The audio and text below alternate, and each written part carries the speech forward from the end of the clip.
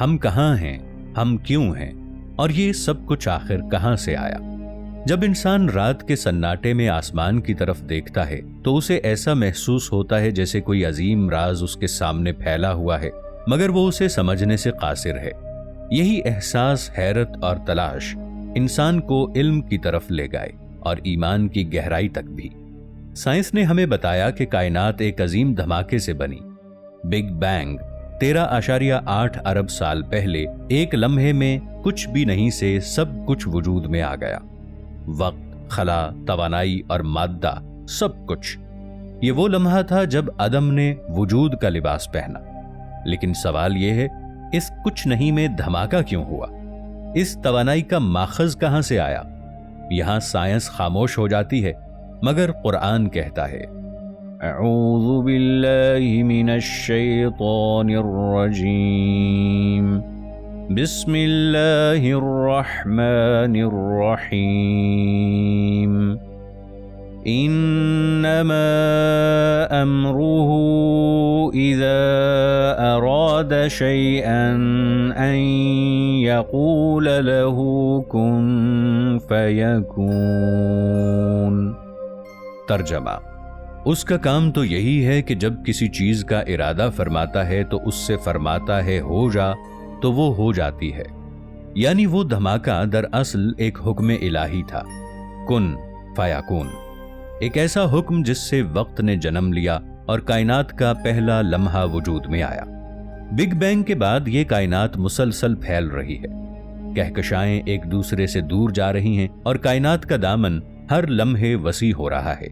یہ وہی بات ہے جو قرآن میں سورہ زاریات آیت 47 میں بیان کی گئی ہے، جس کا مفہوم ہے، اور ہم نے آسمان کو طاقت سے بنایا اور ہم ہی اسے وسعت دینے والے ہیں۔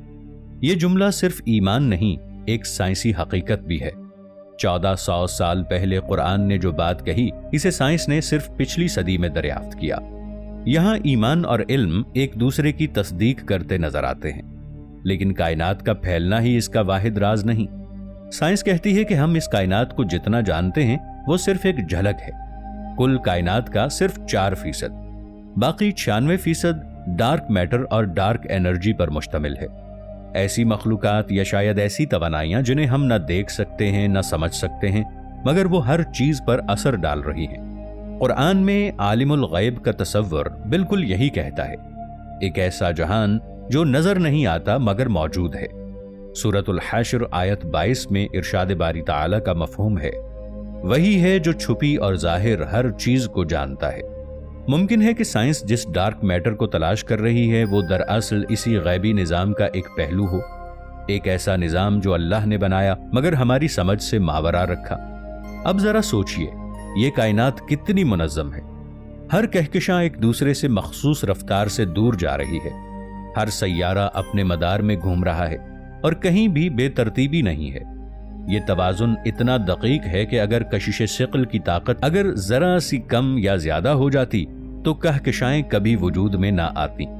سائنسدان اسے فائن ٹیوننگ آف یونیورس کہتے ہیں، یعنی کائنات کا خاص تناسب۔ یہ وہ دلیل ہے جس نے بہت سے سائنسدانوں کو خالق کے وجود پر یقین دلایا، کیونکہ اتنی درستی، اتنی ناپ تول کسی حادثے سے نہیں آ سکتی۔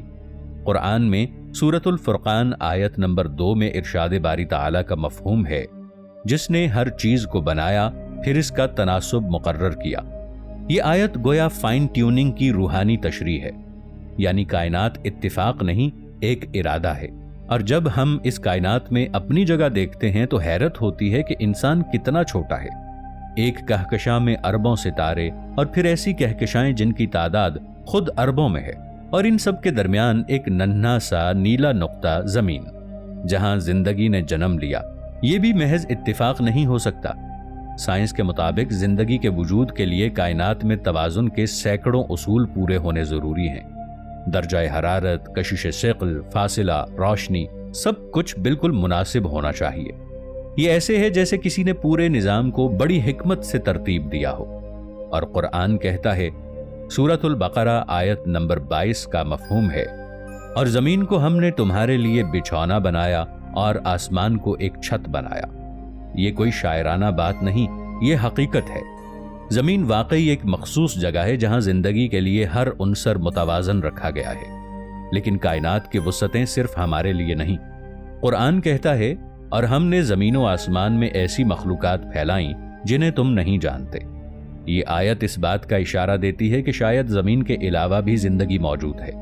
سائنس آج اسی سوال کا جواب تلاش کر رہی ہے۔ ناسا نے ہزاروں سیارے دریافت کیے ہیں جہاں زندگی کے آثار ممکن ہیں۔ کچھ پر پانی ہے، کچھ پر فضا، کچھ ایسے ہیں جہاں دن اور رات کا فرق ہزاروں سال پر محیط ہے۔ کیا وہاں کوئی اور مخلوق ہوگی؟ کیا وہ بھی اپنے خالق کی تلاش میں ہیں، یا وہ ہم سے کہیں زیادہ آگے بڑھ چکے ہیں؟ یہ وہ سوالات ہیں جو انسان کے اندر تجسس کی آگ بھڑکاتے ہیں۔ سورۃ الحج آیت 47 میں ارشاد باری تعالیٰ کا مفہوم ہے، اور تیرے رب کے نزدیک ایک دن تمہارے شمار کے 1000 سال کے برابر ہے۔ یہ آیت صرف روحانی معنی نہیں رکھتی بلکہ سائنسی حقیقت بھی ہے۔ وقت واقعی ہر جگہ ایک رفتار سے نہیں گزرتا، کہیں وہ تیز ہے، کہیں سست، کہیں شاید ٹھہرا ہوا۔ کچھ سائنسدانوں کا نظریہ ہے کہ بلیک ہول دراصل دوسرے جہانوں کے دروازے ہو سکتے ہیں، ایک ایسی سرحد جہاں سے گزر کر کوئی مخلوق کسی اور جہت میں داخل ہو جائے۔ کیا یہ ممکن ہے کہ یہی وہ 7 آسمان ہیں جن کا ذکر قرآن میں کیا گیا ہے؟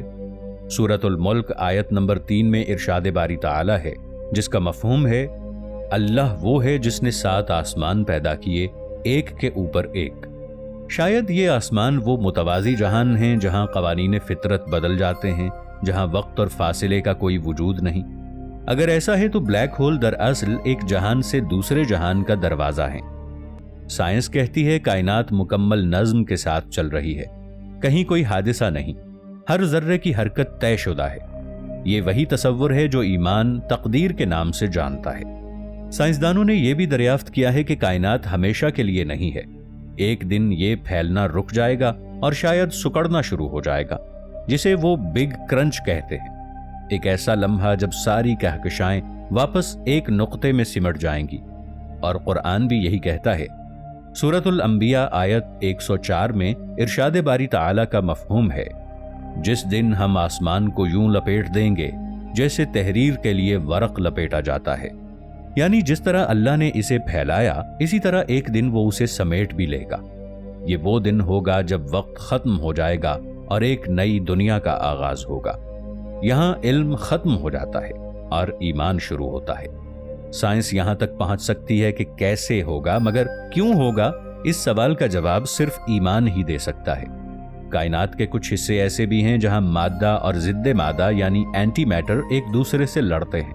جب یہ ملتے ہیں تو توانائی میں بدل جاتے ہیں۔ یہی توانائی شاید اس نور کا عکس ہے جس سے اللہ نے فرشتوں کو پیدا کیا۔